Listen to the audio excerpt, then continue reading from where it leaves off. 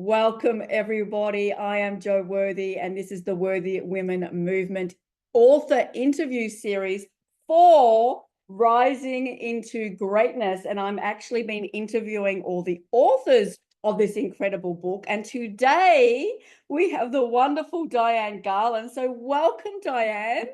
Thanks, Jo. Thanks heaps. I'm so happy to be here. I'm so happy for you to be here, and we're going to talk about you, and we're going to talk about your amazing chapter that you wrote, which is, let me just get onto the page. It all begins with a grateful heart is the title of your chapter. Now, before we get into about, talking about your chapter, I actually will read your bio so people get a little bit more of an idea about you and all the different hats, and you talk about that you do have. So you are a lifestyle coach, you're a women's resilience facilitator and a gratitude ninja. So Diane Garland is a multifaceted woman who wears many hats, from daughter to great grandmother. You did start early. With an unshakable, and that's in your chapter, with an unshakable inner knowing that she will always be okay. She has navigated life celebrations and traumas with resilience, a trait instilled in her from growing up in the midst of a domestic violence cycle. This resilience taught by her mother has become the cornerstone of her work. As a dedicated lifestyle coach, Diane empowers women to rise into the best version of themselves through her transformative 12-week coaching course called the Magical Outcomes Transformation Program.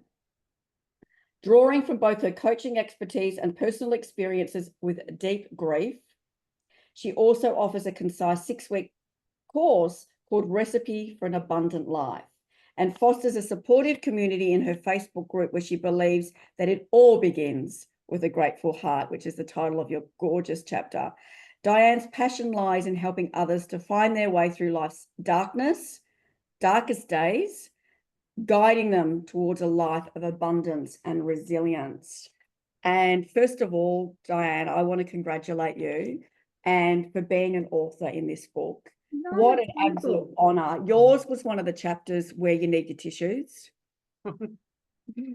Your story, as in all the authors, but they're all individual, yours was an incredible story of, yes, courage and resilience, and also overcoming. I don't know whether you ever overcome, but learning to deal and get on with your life during deep grief.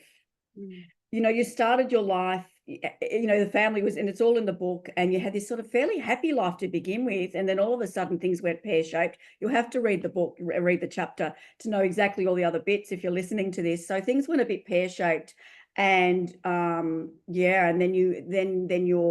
then things became, there was some domestic violence in the home, and then you actually married a man that was very abusive, and you ended up leaving him, but you had a child. You got married very young at 17.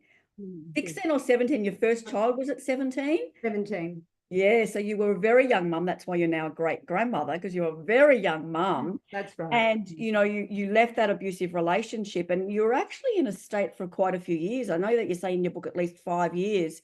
You had this, you started to rebuild your life, and you lived in this little unit, and you're starting, you got your first credit card, because there obviously would have been some financial control issues with your first marriage as well. And that's, I know abuse comes in all forms, right? It comes sexual, physical, emotional, verbal, and financial, and there's probably other levels as well. And you say that you got your first credit card and you set yourself up in your little unit, and there was a neighbor that took an instant liking to you. He and did. For 5 years, I think he wanted to date you. He wanted to marry me from the start. Marry you, yes. And sorry, you do say that in the book. Yes, you do say that. So he wanted to marry you, and then finally you actually did date and you got married, and he was the love of your life. Yeah. Alice was the love of your life. And then he had some very, very bad health issues, and he passed away after quite a few years of illness. And you had to learn to navigate that situation. So we'll go through, and I'll quote you through the book, but I do want to ask other questions, but I've basically given you a little bit, the readers and the listeners, a little bit of a snapshot of how resilient you actually have been, because reading your story, it does bring tears to your eyes, because let's face it, we've all suffered grief, but the fact that you finally found the love of your life and then he was taken away from you. Even though you had 16 years together, a lot of that was through sickness. And then you became this, you stepped into your gratitude, became this gratitude ninja, and absolutely incredible with the way that you've got on with your life. And like I said, you never get over losing a loved one, but you learn to navigate. And you have your good days and your bad days. I'm sure you can talk about that if you want to talk about that. But why, apart from the fact that you've got an incredible story, from your perspective, why did you want to write and share your story? Well, I think mainly it's because I believe everyone should tell their story. Everybody's got a story, and everybody's story can touch the hearts of somebody.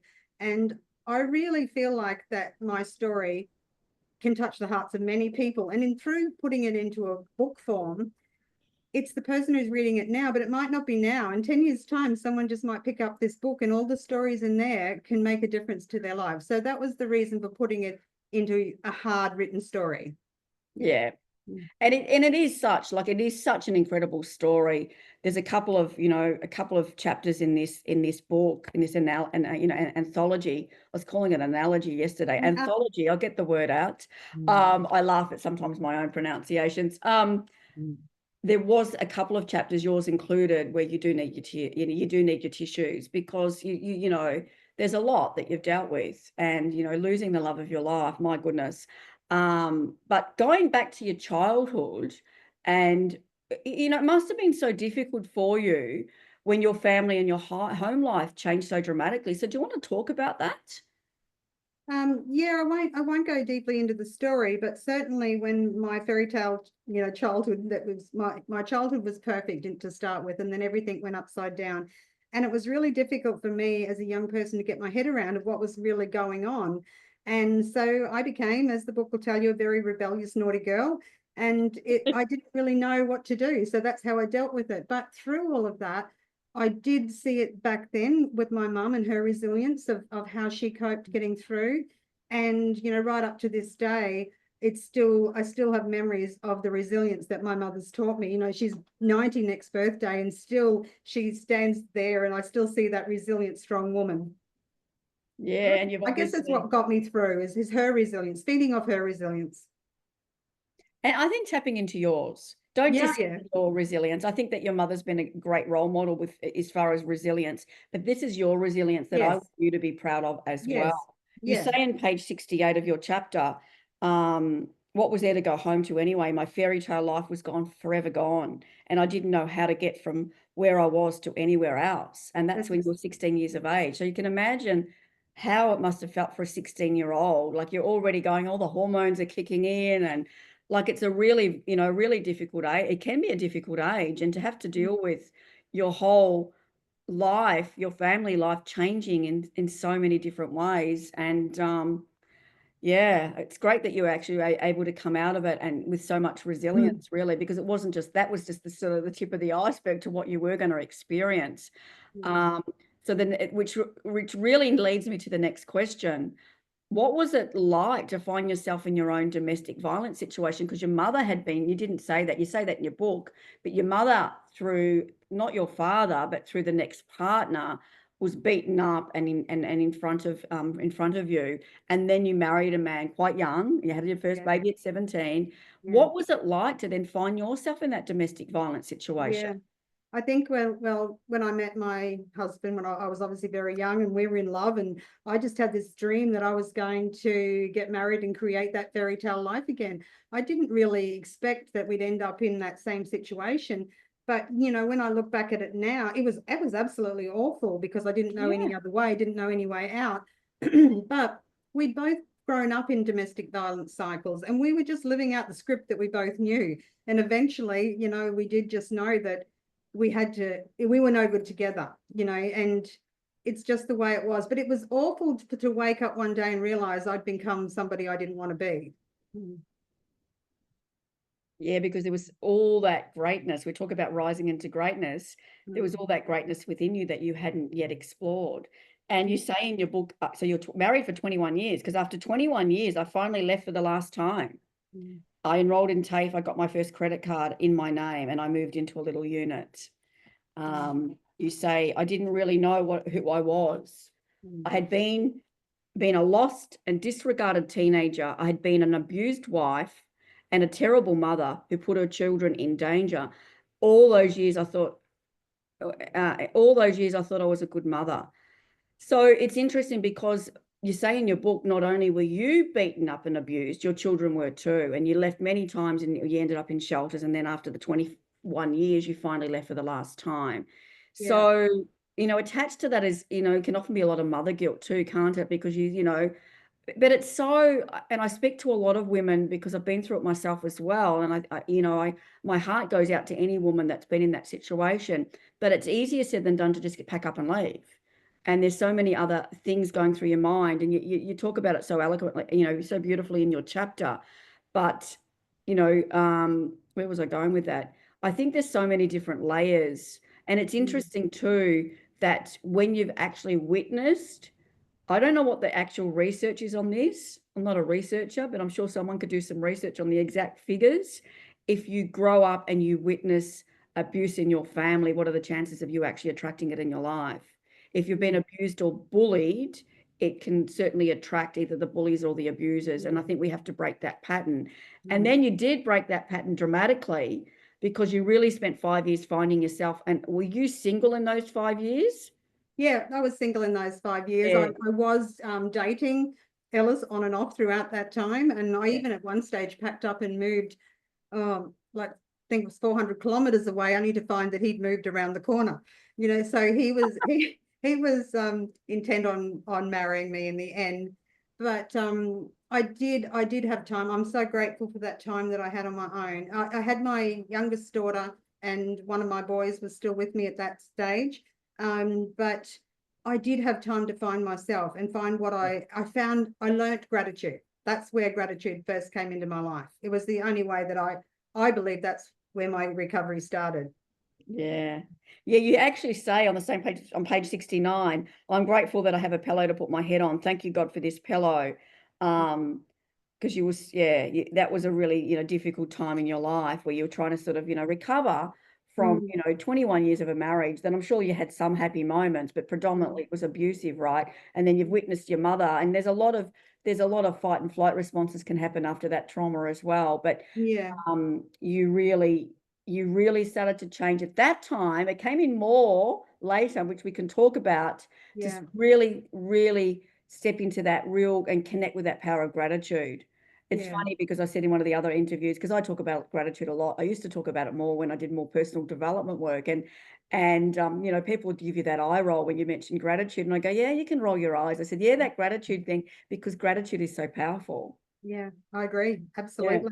Yeah, and there was a time in my life where I thought I'd lost everything, and yet I still could find gratitude in my life because I still had a mother and a daughter that loved me, and I could rebuild. And there was just finding those little, I mean, you talk about finding the little things. I'm grateful that I have a pillow to sleep on. Yeah. And yeah, you talk about those little things, which is and the magic of gratitude. And a little spark ignited within me, you say, when you started to really, really start using the power of gratitude. And it was just those small things to begin with. It doesn't have to be anything grand. It could be, oh my goodness, the sun's shining today. Oh my goodness, my bed is comfortable. Or look at this beautiful view, or this sunset or sunrise, and yeah, it can really, really change and change your energy and raise your vibration. And I know that's one of I your. think at that stage too of leaving a relationship where I've been for so many years, and on the outside I looked like I had it all, but on the inside I was dying. All my dreams, all my hopes and dreams for the future were all gone. Not just mine, but the whole family's were gone. And it's a time where you really have to rebuild from the ground level up. And that really was a time where I laid on the floor and looked at my toes and said, I'm glad I've got toes. Thank you for my toes. That's right. You say that in your book. So Yeah. that's incredible. Yeah, look, after my ankle injury recently, I was dancing around the kitchen yesterday going, oh my God, I can Yes, dance. I I can can walk. walk, I can dance. It's like we take so much for granted. We It is do. so much the simple things that bring us a lot of joy and that we should every day be grateful for.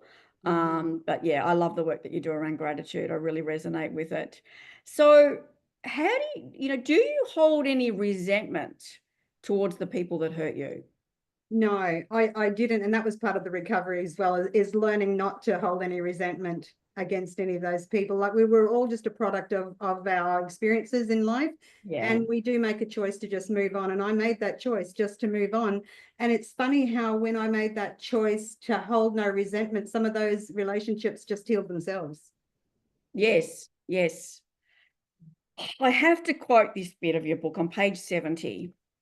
We bought our first, this was you and Alice, you were married, Yeah. and you both had secure jobs. And you say, I quote Diane, we bought our first house and life was good. I felt like a millionaire. I felt like the queen of the mansion. I had it all. We had dreams and we had a plan to fast track our way to retirement. We had a lot of catching up to do, but we're going to do it together. That's true. Yes. And then 1 year later, my bubble burst. When the middle of the night, Alice woke up and said, I can't breathe. And then he goes on to sort of talk about his health conditions and that he was in and out of hospital for 10 years. And then you thought, I suppose I'm giving a lot away here with your story, but you've got to read the story to fill in the gaps, right? Yes, that's right. Incredible. But then you thought that he'd actually been healed, even though he'd been in and out of hospital, and then you lost him. And that was a journey in itself after that to try and deal with that, but not that you ever deal with it, like I said, but navigate your life in a different way. Because at that time, like I read that because it was so, it tells, it really tells the reader and the listener now that how you felt buying your own home together. You felt like a queen, you had dreams, you're going to retire together. And this was a pattern in your life when you think about it, because you thought you had it all with your childhood, then that was taken away. Then you thought, well, I'm getting married and all my dreams are going to come true. I got married and had your children. And then, you had to leave, and that felt like it was swept up from under your feet. And then you finally marry this beautiful man who taught you unconditional love, because you didn't really know how to navigate the whole unconditional love thing, except maybe for your children. But the whole relationship with this, until you met Alice, it completely changed your whole perspective, I imagine. And he was such a loving and caring man. I feel his energy in your chapter. Yes. I feel him. I feel like I know Alice. And you did write a beautiful poem, which I'm not going to share. You have to read the chapter. Diane wrote a beautiful poem about Alice as well. So it must have been so difficult for you. Oh my goodness, when you read leading up to read your chapter and leading up to this, to walk away from that hospital and know that you were never physically going to see Alice again. Yeah, that was the hardest thing I've ever done in my life. Oh. Absolutely the hardest. And it's really difficult not to cry now when I think of it. But I couldn't leave. I just couldn't. I knew he was gone even before we got to the hospital. Really, in my heart, I knew, I felt him go. But the only way I actually could leave was my mum. Funny, my mum, the resilient mum, she went onto my Facebook page and she found one of my friends, contacted them through Facebook and said, you need to get to the hospital and help Diane, that Ellis had just passed away. And she was actually at a doctor's surgery waiting for her appointment, and she just ran out the door and she was at the hospital in 10 minutes. And if it wasn't for her, I couldn't have left. I think I would have died there with him. But she put her arm around me and she walked me. I don't think that's in the book, but she walked me out of the hospital, and I couldn't even look up. So if it wasn't for her, I don't know where I'd be. This is where it becomes you're already sort of a bit of a tearjerker, but I have to quote page 73. Oh. Alice was my life. You got to have me crying. Oh God. Whew. We were in this together, but he was now gone. Oh, the pain I felt in my heart, the pain I felt in my head. I thought I was going to have a stroke. I could feel the blood pulsating down my spine. I felt as though my throat was closing up. My life had changed forever, and I felt like one of the walking dead as I left Alice for the last time. There are no words that can express how I felt. Like, whew. Absolutely. I'm serious about when I say you need the tissues for this chapter, because it's like, it just hits you. And I feel the energy in this whole book. But when I'm actually reading your chapter, like I said, and this is not just some fluff, I feel Alice's energy in your work, in your chapter. Yeah. I believe that. He had a strong energy for sure. Oh dear. So, you came out of it, and like, tell us what happened, like those next few years, and how did you navigate your Oh, grief? gee. There's a there's a whole lot in there, but the next few years were terrible, and I'm not sure that I'm not sure whether I put it in the book or not, but I ended up with PTSD, just a whole lot of experiences from childhood that led up to me not being well, and I had heart problems, and I was very unwell for quite a while, and the Yes. doctors said to me that I needed to look after myself, that you can actually die from a broken heart, because my heart had developed a funny rhythm. I had so many health problems, but I suppose I can't say too much without telling the whole story. But I did come out of it at the other end, and I packed up, and it was a very, very difficult thing. I packed up our house and left alone. We'd moved there with our family and our animals, and they're all gone, and I left alone, which was heartbreaking. Oh, you say that in your book. No, that's Huh? not. Huh? I don't think that's in my book. What's that?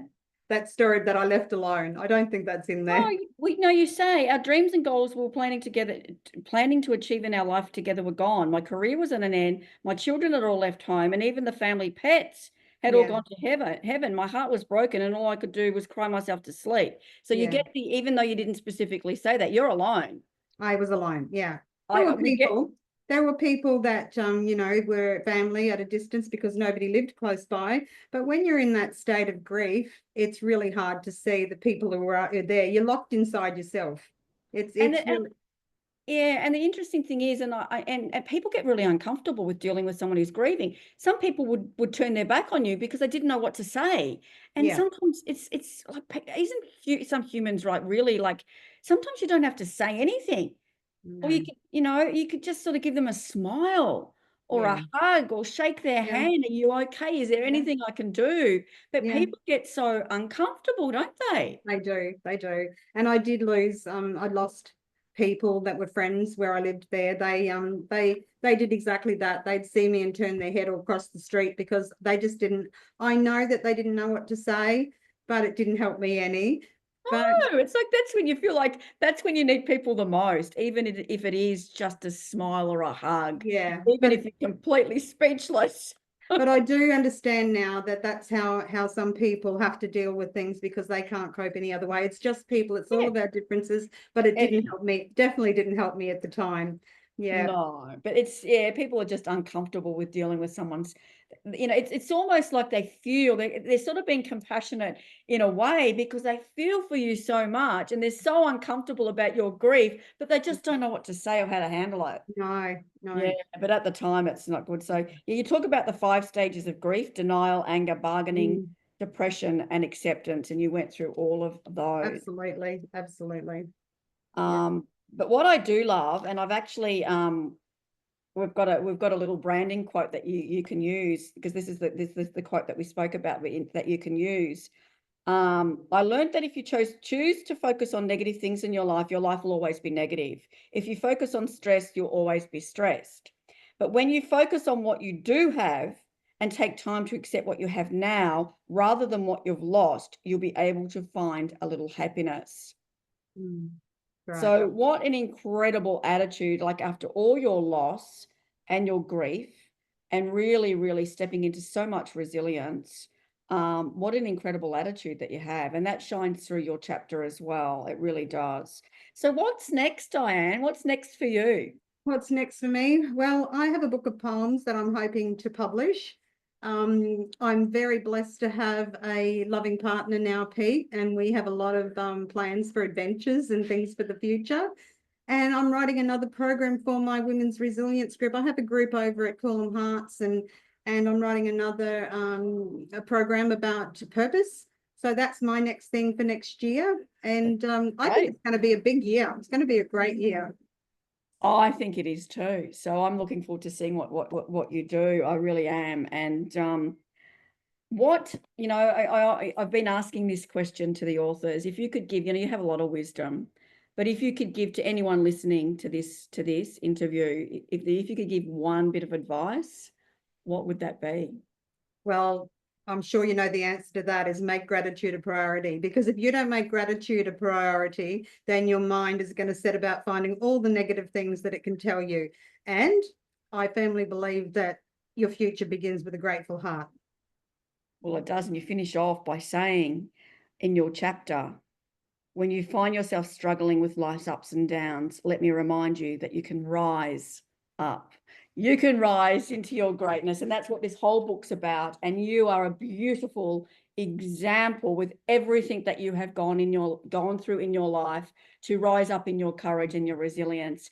And Thank you, to use that power of gratitude. Absolutely amazing. I feel very honored that you're in this book, and I thank you so much, and I congratulate you. Oh, thank you. Thank you. I really appreciate that. That's beautiful words. Thank you. And we'll be catching up shortly together. But look, thank you so much for joining us today, and all the very, very best. And keep me up to date with all those exciting things that you're doing. Absolutely. Will do. Thank you. Thanks, Diane. Bye. See you. Bye-bye.